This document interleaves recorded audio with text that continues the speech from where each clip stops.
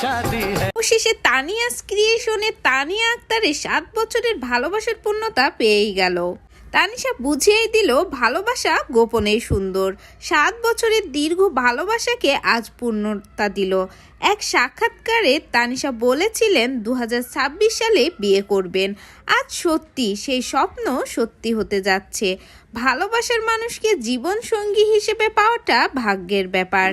মাশাআল্লাহ, দুইজনকে খুবই সুন্দর লাগছে। অভিনন্দন তানিশা আপুকে। 100টা রিলস 10,000 পোস্ট না করেও যে বিয়ে করা যায় সেটারই নজির গড়লেন বরিশালের তানিশা। তানিশার এই বিয়েতে পরিবারের পাশাপাশি জনপ্রিয় টিকটকাররাও কিন্তু উপস্থিত ছিলেন। তাদের মধ্যে সবার প্রিয় টিকটকার ছিলেন অমি এবং রথি। গায়ে হলুদ থেকে বিয়ে সবকিছুতেই অমি এবং রথিকে দেখা যায়। এছাড়া সামাজিক যোগাযোগ মাধ্যম ফেসবুকেও উইশ করেছে নওরিন আফরোজ পিয়া। যদিও অনেক আগেই গুঞ্জন উঠেছিল তানিশা নাকি বিবাহিত এবং তানিশার স্বামী নাকি সেনাবাহিনীতে জব করে, তবে সেই বিষয়টি ভুল প্রমাণিত হলো এবার।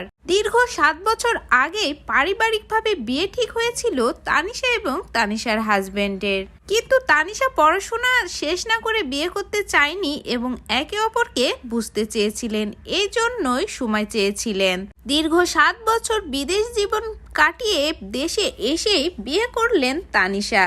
সবচেয়ে খুশির বিষয় হলো তানিশার পরা শাড়িটি তানিশা নিজেই ক্রিয়েট করেছে, যা রীতিমতো এখন সোশ্যাল মিডিয়াতে ভাইরাল বলা চলে। এতদিন যে মেয়েটা বিভিন্ন মডেলের শাড়ি কিংবা ড্রেস রিক্রিয়েট করতো, আজ সেই মেয়েটাই নিজের বিয়ের শাড়ি রিক্রিয়েট করে ফেলেছেন। সো ভিউয়ার্স, তানিশার বিয়ের সম্পর্কে আপনার মূল্যবান মন্তব্যটি জানিয়ে যাবেন এবং তানিশার সাথে তানিশার হাজবেন্ডকে কেমন মানিয়েছে সেটাও কিন্তু কমেন্ট করে জানাতে ভুলবেন না।